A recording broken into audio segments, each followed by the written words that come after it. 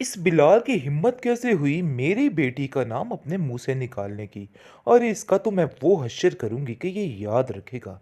जिस पर आप देखेंगी कि नानी जान कहती है कि बेटा हौसला रखो, क्योंकि बिलाल ही है जो हमें इन सब चीज़ों से निकाल सकता है।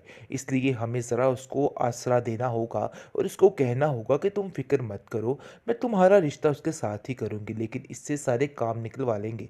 जिसको सुनकर सायरा कहती, भाई बड़ा दिमाग है आपका, लेकिन ऐसा ना हो कि ये इंसान पक्का होकर बैठ जाए और उसके दिमाग में ये बात रच जाए। जिसको सुनकर वो कहती है, भाई तुम फिक्र मत करो, सब ठीक हो जाएगा। देख लेना मैं इस बिलाल को किस तरीके से अपने हाथों में लेती, क्योंकि मुझे उसकी रमज सामने आ गई है कि वो क्या चाहता है। इसलिए अब तुम्हें टेंशन लेने की कोई ज़रूरत नहीं है। लेकिन दूसरी तरफ सारी बातें अजरा सुन लेती है। अजरा ऐसे जैसे हर वक्त कान लगा कर ही खड़ी होती है इनके दरवाजे पे, और सुन कर के सोचती है कि आखिर ये लोग इतने घटिया हो सकते हैं कि अपनी बेटी का इस्तेमाल करें हैं इन सब चीज़ों को हासिल करने के लिए और बरकरार रखने के लिए।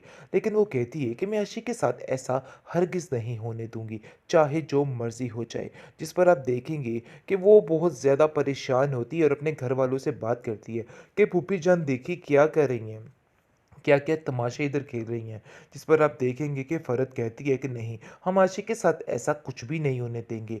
ये उनकी बहुत बड़ी गलतफहमी है, बहुत बड़ी भूल है, ऐसा हरगिज़ नहीं हो सकता।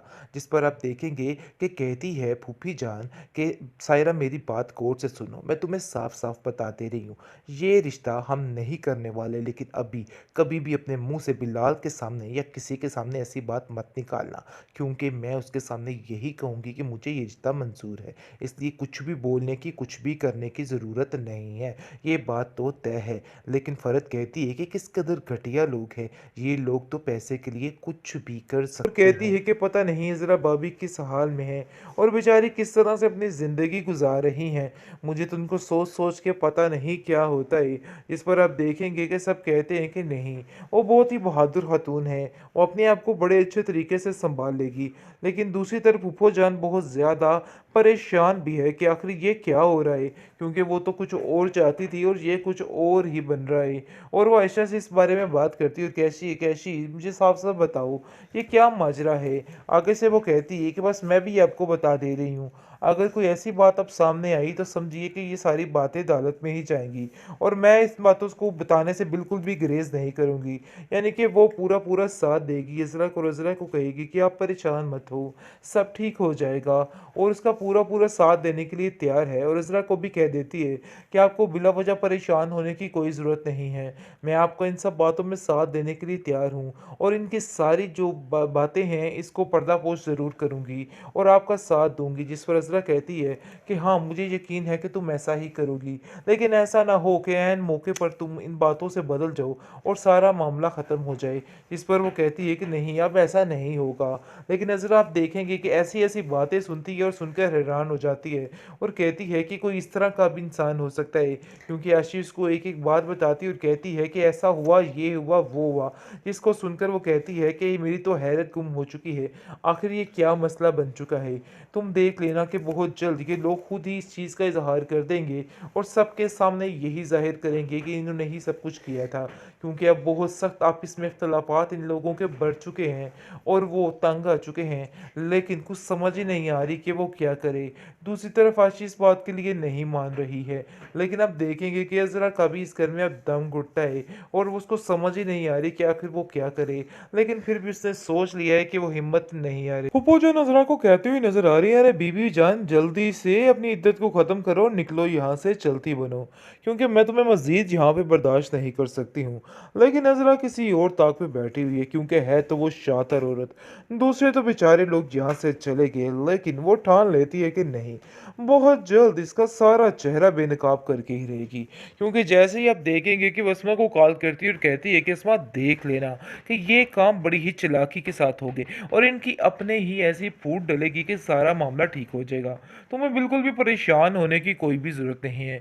जिसको सुनकर आप देखेंगे कि इस्मा कहती है कि ज़रा भाभी ऐसा ना हो कि आप किसी चुंगल में फँस जाएँ, यानी कि कुछ ऐसा ना ये लोग कर दें जिसकी वजह से मसला ख़राब हो जाए। इस पर वो कहती है कि तुम फ़िक्र मत करो, मैं इधर सब कुछ हैंडल कर लूँगी, बल्कि तुम नहीं जानती कि आप लोगों के जाने के बाद इधर क्या मुश्किल हो रहा है। जिसको सुनकर वो कहती है कि आखिर क्या हुआ? आगे से आप देखेंगे कि वो बताती है कि इनकी आपस में ही फूट पड़ चुकी है। इसके भतीजे ने खुद ही इस चीज़ का इज़हार कर लिया है कि सारा कुछ जिस तरह हथिया कर लिया है, ऐसे ही मैं बाहर निकाल सकता हूँ। यानी कि मिनट में आपकी हर चीज़ को ख़त्म कर सकता हूँ, क्योंकि असल में अब वो आशी के लिए ये हाथ माँग रहा है। ये चीज़ बिल्कुल भी काबिल बर्दाश्त नहीं हो रही है सायरा को और उसकी माँ को, और वो कहते हैं कि चाहे जो मर्ज़ी हो जाए, वो ऐसा करने के लिए कभी भी राज़ी नहीं होंगे। इसलिए साफ-साफ वो कह देती है कि चाहे जो मर्ज़ी हो जाए, हम इस बात के लिए राज़ी नहीं होंगे। बस इसी बात से इनकी आपस में लड़ाई होने वाली है और सारा मामला जो है वो रफ़ा-दफ़ा होने वाला है। यानी कि सारी हकीकत खुल के सामने वाली है और इनका असली चेहरा खुद ही बेनकाब हो जाएगा। खैर आप देखेंगे कि अब अज़रा जो है वो फ़ोन करके कहती है कि परेशान होने की किसी को कोई ज़रूरत नहीं है, लेकिन उसकी माँ उसको समझाती है कि तुम परेशान मत हो, ज़रा हौसले और हिम्मत से काम लेना, देख लेना सारे मसले खुद ही हल हो जाएंगे। लेकिन अब देखेंगे कि बहुत ज़्यादा परेशान हो चुकी है बेचारी फ़रत, और कहती है कि पता नहीं ज़रा भाभी किस हाल में है और बेचारी किस तरह से अपनी ज़िंदगी गुजार रही हैं। मुझे तो उनको सोच सोच के पता नहीं क्या होता है। इस पर आप देखेंगे कि सब कहते हैं कि नहीं, वो बहुत ही बहादुर खातून है, वो अपने आप को बड़े अच्छे तरीके से सँभाल लेगी। लेकिन दूसरी तरफ फूफो जान बहुत ज़्यादा परेशान भी है कि आखिर ये क्या हो रहा है, क्योंकि वो तो कुछ और चाहती थी और ये कुछ और ही बन रहा है। और वो आयशा से इस बारे में बात करती है और कैसी कैसी मुझे साफ-साफ बताओ, ये क्या माजरा है? आगे से वो कहती है कि बस मैं भी आपको बता दे रही हूँ, अगर कोई ऐसी बात अब सामने आई तो समझिए कि ये सारी बातें अदालत में ही जाएँगी। और मैं इस बातों को बताने से बिल्कुल भी गुरेज़ नहीं करूँगी। यानी कि वो पूरा-पूरा साथ देगी, इज़रा को रज़रा को कहेगी कि आप परेशान मत हो, सब ठीक हो जाएगा, और उसका पूरा-पूरा साथ देने के लिए तैयार है। और इज़रा को भी कह देती है कि आपको बिला वजह परेशान होने की कोई ज़रूरत नहीं है। मैं आपको इन सब बातों में साथ देने के लिए तैयार हूँ, और इनकी सारी जो बातें हैं इसको पर्दापोश ज़रूर करूँगी और आपका साथ दूँगी। जिस पर इज़रा कहती है कि हाँ, मुझे यकीन है कि तुम ऐसा ही करोगी। लेकिन ऐसा ना हो कि ऐन मौके पर तुम इन बातों से बदल जाओ और सारा मामला ख़त्म हो जाए। इस पर वो कहती है कि नहीं, अब ऐसा नहीं होगा। लेकिन नज़र आप देखेंगे कि ऐसी-ऐसी बातें सुनती है और सुनकर हैरान हो जाती है और कहती है कि कोई इस तरह का भी इंसान हो सकता है, क्योंकि आशीष को एक-एक बात बताती है और कहती है कि ऐसा हुआ, ये हुआ, वो हुआ।